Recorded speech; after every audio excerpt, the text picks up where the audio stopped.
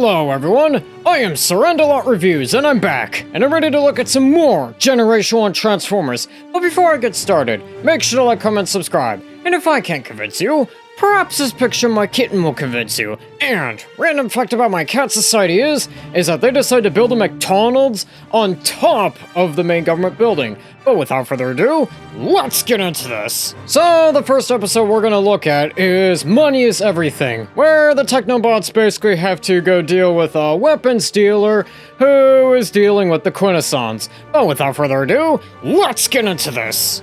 So the episode starts out with this guy here getting shot down by one of the Terracons, but luckily Earth Defense Force and the Technobots are here to save him. And the Technobots end up fighting off the Terracon, and the guy is for some reason getting arrested, and he mentions something about a Quintesson base on one of Saturn's moons. And, well, basically the Technobots and the Earth Defense Force are gonna have to, repair a ship, so then that way he can lead them to the Quintessons. And he has a bit of a romantic relationship with one of the Earth Defense Force people, and, this scene here happens. Still don't get it, do you? Sure, the original deal was for 2 million credits, but that was before you tried to double-cross an ambushed Lazy Sue with your pet Terrorcon. An unfortunate error of judgment. Yeah, and it'll cost you. The price just tripled. Unacceptable. You want what I got, or don't you? The Recreator is crucial to our operation in this solar system. Then you've got no choice. Pay me. Agreed. Pleasure doing business with you, pal. Wait, what of the Technobots? Well, just to show no hard feelings, I'll throw them in for free. And Loverboy here ends up, tying up Captain Fairborn here, and he leads the Technobots right into a trap. And, well, the Terracons under Abominus end up defeating 3 of the Technobots, but luckily Fairborn is free, and she's gonna go right to Saturn's moon to maybe go, teach Loverboy a lesson, and go help the Technobots who are currently being ambushed. And, well, the Terracons apparently are trying to defeat Loverboy here, and, well, the, Quintessons have it a bit under control. Why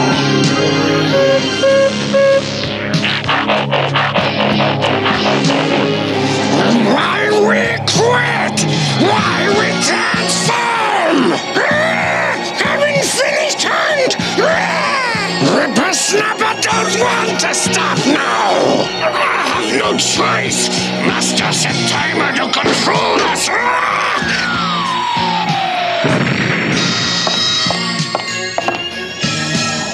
Cute. You've got them on an automatic timer. Those Terracons could become uncontrollable if we did not take control. The Terracons have their use, Recreator, but they lack self-discipline. Okay, I really like this about the Terracons, and I really like how the Terracons are used by the Quintessons to more or less increase their own agenda, and how the Quintessons have a really unique way of keeping the Terracons on a tight leash. And I also like how part of that is due to the Terracons kinda just being really stupid and not really having discipline to basically control themselves. I do wish the show did more with it than what they did, cause this is really interesting, and I honestly wonder what would happen if, say, the Quintessons, I don't know, use the Terracons to maybe convince the Decepticons to do things that would be a little more in their favor, like giving the Decepticons information that might help them defeat the Autobots and also make the Decepticons much easier to control, or even defeat the Decepticons or something like that. That would be a pretty interesting thing to do for the Terracons, and I think the reason why we don't get to see that is due to the fact that this is literally the 6th to last episode, for Season 3, yeah, we didn't really have a whole lot of time to get to see that, which is a real shame, because I love the idea here. Anyways, So, as it turns out, Durg is his name, and, well, he gives the Recreator to the Quintessons, but the Quintessons are really not that trustworthy and end up betraying him. And, luckily for him, he runs into the Technobots who he helped ambush, and, luckily for them, well, the other Technobots show up and they end up fighting off a bunch of Sharkticons. And Derek has a bit of a plan to help the Technobots be able to form Computron to, defeat the Quintessons. And as it turns out, Derek's plan was to dematerialize and rematerialize the Technobots, and that ends up preparing them, and they end up forming Computron, and they defeat Abominus, and well, the Terracons decide to retreat, and so do the Quintessons, and all is well except for Durg ended up getting a bunch of money from the Earth Defense Force, and the episode ends. And overall, I will say that, this episode's good.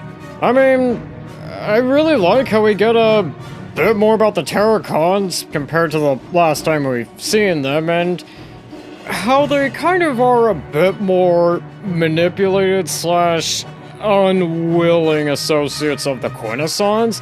And I also like the Durg guy. It's a shame we didn't get to see more of him because I think he's actually a pretty good character, and I kind of like how at the end he's kind of just ultimately still concerned about money, and he's still willing to betray the Quintessons just help the Autobots, just so that he could steal some money. And I kind of like the end where he ultimately got duped by the Autobots and the EDF, and overall I say that this episode's better than I remember as a kid, and I definitely do recommend this episode. But I think with that, on to the next episode, which is Call of the Primitives, where Grimlock is basically gonna have to go save the universe. But without further ado, let's get into this! So the episode starts out with this person here creating something to be an ultimate weapon. And this ultimate weapon goes about first draining Cybertron, and meanwhile, with the Autobots and Decepticons, well, in the middle of their fight, all the primitives, like the Dinobots and the Predacons, are acting a little weird and seemingly just unifying for whatever reason to answer a call, and they go off somewhere. And this giant orb thing turns out to be a giant spider that's basically sucking the energy from everybody, including entire planets. Meanwhile, with the Primitives, well, they end up going to the center of the galaxy where we get a bit of an explanation as to what is going on right now. We have summoned you here to tell you a tale of long ago. Oh, me Grimlock long ago tale. Then allow me to tell it. Near the beginning of the galaxy, an organic being we shall know as Primacron built some of the primitives. As his powers grew, so too did his ambitions. His creatures were bigger, and finally, he created the monstrous Unicron. Unicron decided to rule himself and tried to dispose of Primacron. Leaving Primacron broken but alive, while I, the Primacron's assistant, escaped to this dead world. But, as with all tyrants, Unicron came to his end. Primacron then vowed not to make the same mistake again. Instead of creating a beast of matter like Unicron that could rebel, he created Tawntron, a cloud of living energy that, like a cannibal, feeds on energy, leaving suns dark and planets inert, blank slates to do with as he pleases. Primacron is a creature of sophisticated brilliance. His powerful brain conceives of infinitely complex plans. But perhaps he thinks too hard. Perhaps your simple instincts can defeat his plans. Therein lies our greatest hope. Therein lies our greatest fear. But unfortunately, that energy orb thing is actually around the place, and ends up defeating Trypticon pretty easily, and seems to have squashed Grimlock. And each of the primitives split off, but unfortunately they get hunted down one by one, and it is all up to Grimlock to save the universe. And Grimlock does in this really funny scene here. Grimlock here to save universe.